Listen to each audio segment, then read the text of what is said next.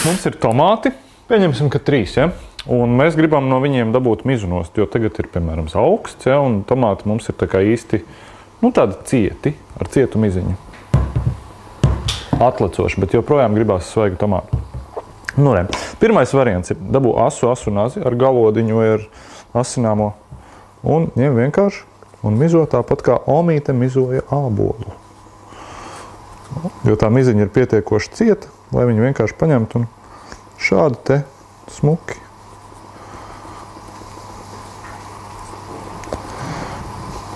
Nomizotu.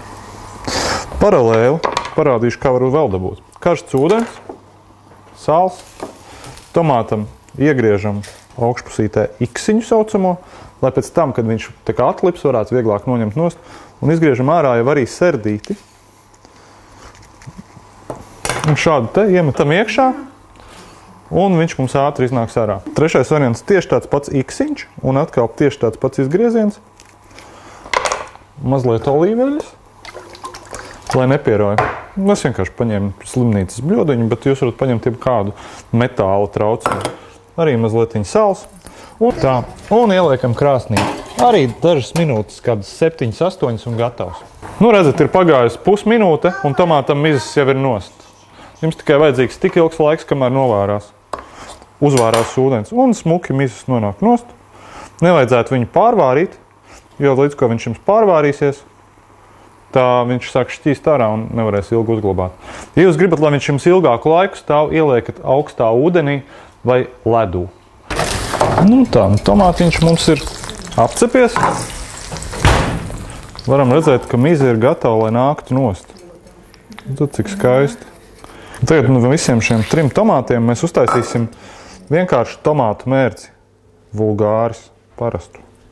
Visātrāko variantu. Tātad ir vajadzīga karsta panna vai katliņš, kur mēs uzsildām vispirms. Tad ir vajadzīgs kāds garšaugs. Man, piemēram, aug šeit salvija, tāpēc es paņemšu salviju. Tikpat labi tas varētu būt vienkārši baziliks. Paņemam to salviju, saspiežam un pat taisno uz pannas. Un mazliet piparus. Lai pipari arī mazliet apgrauzdējās. Tad ņemam olīveļu.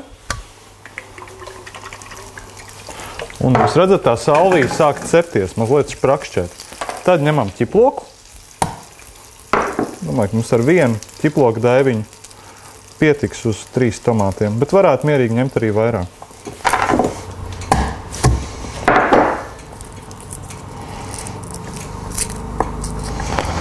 Ķiploks uzreiz mums sāk cepties. Un tomātus brutāli sagriežam 4 daļās. Mums viņi jau ir mīksti, bez mizas. Un liekam iekšā tomātu.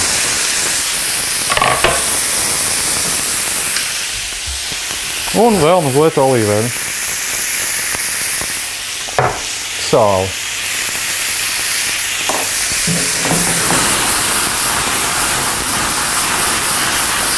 Jaucam kopā.